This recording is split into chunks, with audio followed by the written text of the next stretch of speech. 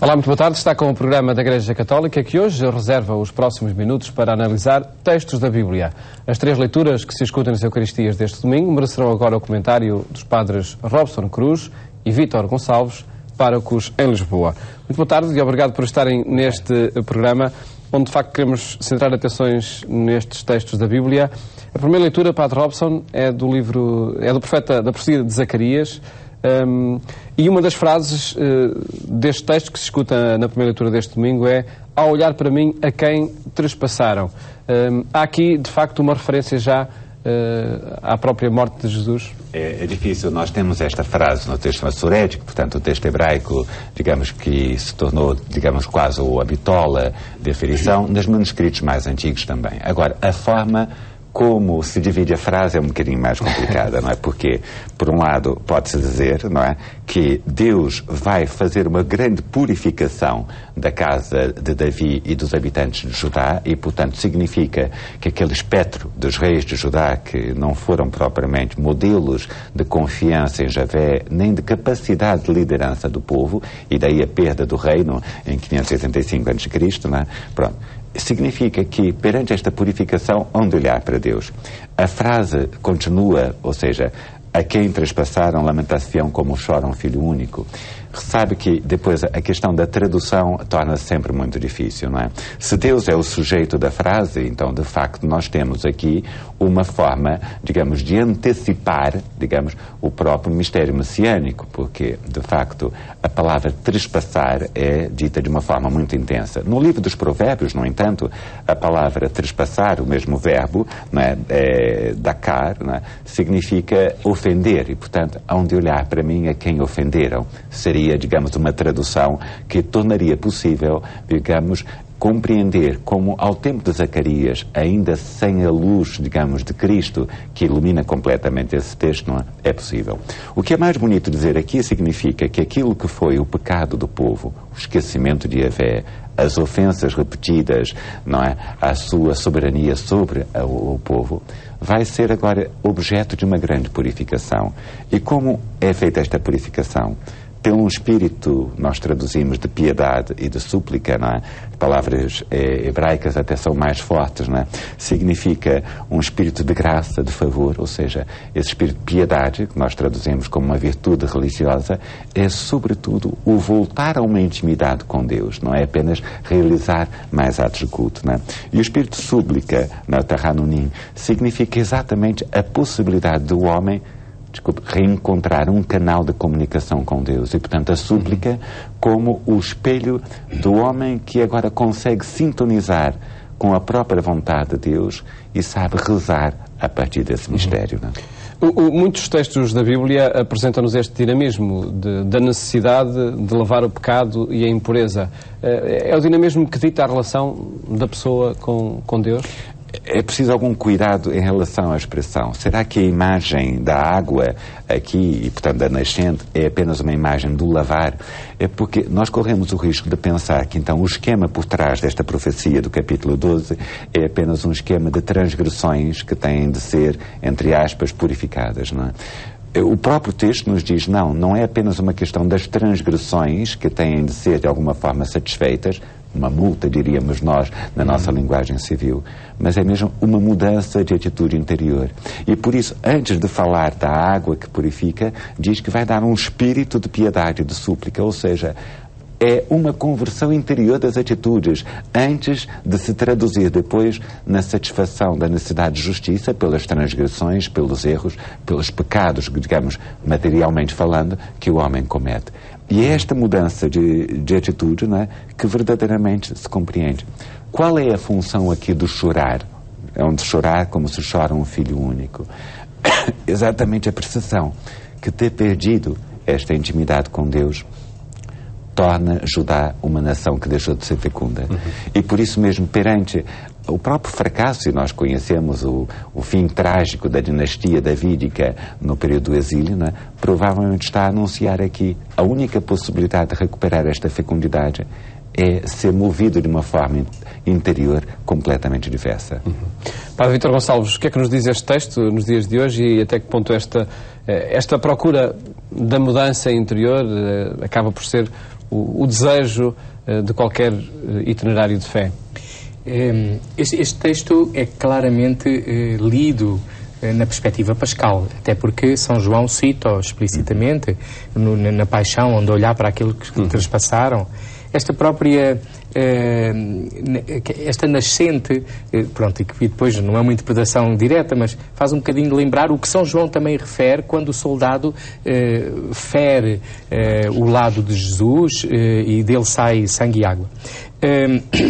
Aqui o que este texto é interpelador é de facto o sofrimento aqui referido a um personagem, uma nação, à relação, no fundo, todo o crente com Deus, ser um fator, essa contemplação daquele sofrimento, daquela entrega consequente da sua missão de procurar unir o coração de Deus com o coração dos homens, levou, e que isso toque e faça esta mudança, no fundo, que o Padre Robson referia. É assim, não é para ficar simplesmente a lamentar o sofrimento. A questão de Cristo crucificado, e é engraçado que quando foi inaugurada a Igreja da Santíssima Trindade em Fátima, muitas pessoas, e algumas ainda dizem que não gostam daquele Cristo que está lá, que é assim, parece que tão humano ao mesmo tempo, e alguém fazia uma interpretação e dizia que mostrava como que da cintura para baixo aquelas pernas torcidas mostram muito a sua dimensão de humanidade e sofredora, e para cima uma dimensão já ressuscitada. É essa a única forma de olharmos para Cristo na cruz, é saber que Ele venceu, mas aquele sofrimento pelo qual passou interpela-me, toca-me, e creio que essa é uma mensagem fundamental para todos nós no caminho de conversão pessoal e de igreja e de comunidade. O sofrimento quer de Cristo, quer depois continuado na vida uns dos outros. A paixão dele continua em nós. Não é para ficarmos a lamentar, braços cruzados, que pena, que tristeza. Não, não. É para com ele trabalhar no processo de ressurreição que o sofrimento tem inerente. Passamos a analisar o texto da segunda leitura, é da Epístola do Apóstolo São Paulo aos Gálatas, no capítulo 3, e que afirmação é esta que aqui é feita da universalidade: não há judeu nem grego, não há escravo nem livre, não há homem nem mulher. Não podemos esquecer que a carta aos Gálatas é escrita por causa de um problema pastoral. Se as pessoas precisam de mais algumas coisinhas a serem feitas para se tornarem perfeitas, não é? Não tinham dúvida que, tendo sido batizados, tendo recebido a pregação apostólica, tinham o necessário para a salvação. A presença de alguns judaizantes chegava lá e dizia: não, ainda vos faltam os ritos da lei de Moisés, fazer mais este rito, mais aquele rito, para atingir a perfeição. Os judaizantes eram? Os judaizantes, portanto, eram provavelmente cristãos que vinham da comunidade de Jerusalém, porque tinham nascido numa cultura judaica, não concebiam que alguém pudesse ser cristão se não procedesse com os mesmos ritos: separação dos alimentos e, portanto, não comer carne de porco, diríamos nós, não juntar carne e leite, mas as questões rituais entre o puro e o impuro, e, portanto, o número de vezes que a pessoa se lava na sua vida do dia a dia por causa de não se tornar impuro, o não contatar com os gentios, não é? Mas um conjunto de prescrições que dava a certeza de que, observando essas prescrições, digamos, se tornava, digamos, mais agradável a Deus. E, por fim, a mais difícil de todas para os homens era a questão da circuncisão, não é? Paulo reage violentamente contra isso, porque é introduzir a ideia de que, para ser cristão e para chegar à santidade, são os ritos que nos conseguem esse passaporte e, portanto, uma dimensão exterior. E Paulo diz: não, aquilo que vos conseguiu a libertação foi o mistério de Cristo. E esse mistério de Cristo que vos chega pela fé tem um momento sacramental na economia de Deus, não é? Que é o batismo. Pelo batismo, nós fomos revestidos de Cristo. Esta imagem de ser revestido de Cristo, é possível que ela venha do Antigo Testamento, portanto, o livro de Jó dá a entender, entende, de Deus que dá uma veste para que o homem possa viver em comunhão com Ele. Nós conhecemos que nas mitologias pagãs muitas vezes é representado isso: a divindade dá uma veste ao fiel que se aproxima em fase de iniciação para que ele se torne verdadeiramente devoto. Mas para Paulo, mais do que a linguagem, seja do Antigo Testamento, seja do mundo extrabíblico, é a questão da incorporação em Cristo. E, portanto, tal como uma veste nos abraça completamente, ele diz: a graça de Deus em Cristo no batismo nos abraça de tal forma que gera em nós uma dignidade dupla. a dignidade de sermos filhos adotivos de Deus e, por outro lado, de aprendermos a agir no mundo com a mesma liberdade de Cristo. Com isso, todos os critérios que estruturam a sociedade, ricos e pobres, homens, mulheres, judeus, gregos, que no fundo são critérios, digamos, elitistas, separam-nos dos outros, não é? Paulo diz, estão-se completamente superados com aquilo que nos foi dado a todos pela fé em Cristo, não é? Que é a graça de recebermos o seu Espírito. Padre Vítor, que desafio é este para os dias de hoje? De facto, é este desafio de reconhecer a nossa base fundamental de sermos filhos de Deus. E suficiente. E suficiente e comprometedora, porque é isso que deve gerar os tais dinamismos onde não haver de facto distinções, mas as distinções não são sob critérios de superioridade.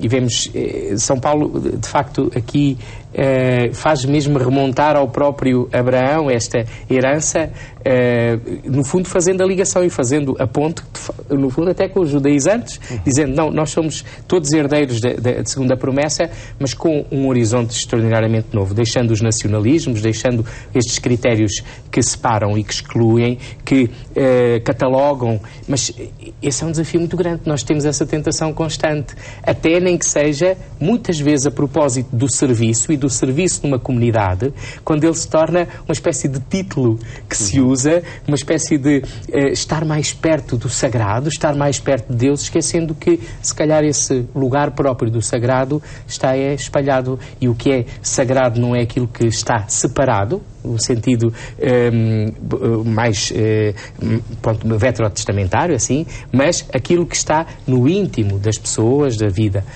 Creio que é a palavra que, no fundo, faz-nos, lembra-nos lá o Santo Agostinho, quando dizia mesmo, eu para vós sou bispo, mas convosco sou cristão. O primeiro é nome de serviço, mas o segundo é de salvação. E esse ser cristão concretizado numa comunhão efetiva das pessoas. Até que ponto também esta afirmação da universalidade, não há judeu nem grego, não há escravo nem homem livre, e sobretudo essa fundamental radicação no batizado em Cristo, é um desafio para todas as igrejas cristãs? E é um desafio para não olharmos até para aquilo que é o dinamismo da vida sacramental como privilégios, como méritos, ou como algo que mereço, faço uma caminhada, preparo-me para depois merecer. Coloca-nos mais no horizonte da graça. E que tudo é graça, aquilo que vem de Deus, e essas graças, de facto, desta ordem, muito bela. A veste é uma imagem belíssima, porque ela envolve-nos, mas não é no sentido de envolver como algo que tiramos e que pomos, não, é algo com o qual nos configuramos. E, portanto, esse desafio, penso eu muito naquilo que é a prática também da própria piedade, da oração, a nossa oração a Deus quando lhe pedimos algo, é nesta ordem do toma lá, dá cá, ou é verdadeiramente da gratuidade, de pedir o Espírito Santo e, acima de tudo, pedir que eu possa fazer a tua vontade. Penso que é um convite bastante importante. Há alguma transformação também, acredito. Passamos a analisar o texto do Evangelho. Ele é retirado do capítulo 9 do Evangelista Lucas. E entre as muitas afirmações que o texto tem, está esta interrogação: quem dizem as multidões que eu sou? É muito bonito, porque nós estamos a ler esta semana no Evangelho da Missa quase uma espécie do balanço do ministério de Jesus na Galileia. As nossas assembleias na próxima semana vão se deparar agora com um horizonte novo, que é o início da viagem para Jerusalém, portanto ainda no capítulo 9, mas na parte final. É curioso, esta pergunta, digamos, quem dizem os homens que eu sou, é muito semelhante àquela que nos aparece, possivelmente num texto um bocadinho mais antigo, que é o Evangelho de Marcos, não é? Mas em Lucas, não é? Há uns elementos muito curiosos. Primeiro, retirou-se toda aquela polémica que Jesus tem com a observância do sábado, retirou-se o diálogo de Jesus com os que estão fora da promessa dentro do horizonte do judaísmo e, portanto, Lucas está a centrar agora o mistério de Cristo, como é que Jesus responde à esperança de Israel. Curiosamente, nestas respostas, não é? Uns dizem que é Elias, outros que é os profetas que ressuscitou, corresponde também a resposta de Herodes, ou seja, o homem que deixou o seu nome assinalado como violência, no capítulo 9, nos versículos 7 e 8, também acha, né, que esta pregação de Jesus, do seu ponto de vista exterior, é semelhante à de Elias ou de um dos profetas que ressuscitou. No entanto, há aqui uma pergunta que Jesus faz, que é: como é que eles, depois de terem contemplado o cumprimento do reino naquele ministério da Galileia, são capazes de perceber a ação de Jesus? E a resposta de Pedro no Evangelho de São Lucas é curiosa: tu és o Messias de Deus. Por um lado, é uma confissão de fé, acredita que Jesus veio a realizar a esperança das promessas de salvação, mas é um título ambíguo, porque Messias pode significar também um libertador político, pode significar apenas mais um profeta. É por isso mesmo que Jesus agora surpreende e diz: a chave para compreender as suas pregações, os seus milagres, o seu otimismo, a sua proclamação de um ano de justiça e de graça da parte do Senhor, é a chave da cruz. E sem a cruz não conseguimos compreender o mistério do Senhor. E já iremos interpretar essa proposta que Jesus faz. Antes gostava de perguntar ao Padre Vítor, de que forma é que se repete esta pergunta nos dias de hoje? De que forma é que Jesus vai sendo motivo de interrogação? Eu creio que ela é constante na vida. Nós quase não conseguimos escutar este Evangelho sem percebermos que ela é feita a cada um de nós também. Quem sou eu para ti? Pergunta-me Jesus. Mas permanece também essa resposta que de alguma forma se tenta querer obter, de ter alguém que seja libertador, um libertador político, por exemplo? Completamente. Quer dizer, claro que Jesus já esclareceu e já nos deixou de facto a cruz a dizer: comigo é assim. O modo de eu libertar não é libertar em vez só de vós. Eu creio que o que aqui, e depois vamos ver na parte a seguir, é que a tentação muito grande, às vezes na nossa relação com Deus, é querer que Deus faça aquilo que nos custa a nós, ou que nos dê uma solução miraculosa ao nosso jeito, que não nos faça passar muitas passas do Algarve, usando a expressão. E quando aquilo que é pedido, aquilo que no fundo o Senhor nos pede, é fidelidade, coragem. Não fugir do que é difícil, da situação, mesmo do mistério da morte, da paixão e da morte, com um horizonte, porque em todas as afirmações Jesus diz ressuscitar ao terceiro dia, mas os discípulos nunca ouvem essa parte. Não ouvem porque não conseguiam percebê-la completamente, o que era ressuscitar. E também nós, o que é ressuscitar? Será que nós acreditamos mesmo nisto? Eu próprio me pergunto o que é ressuscitar. Exige a experiência da cruz prévia, não é? Então, e exige um dia que vamos experimentar com a radicalidade. Podemos dizê-lo de muitas formas e dizer que a própria vida cristã já é um estar em dinamismo de ressurreição, mas, meus amigos, não a experimentamos sem o mistério da morte.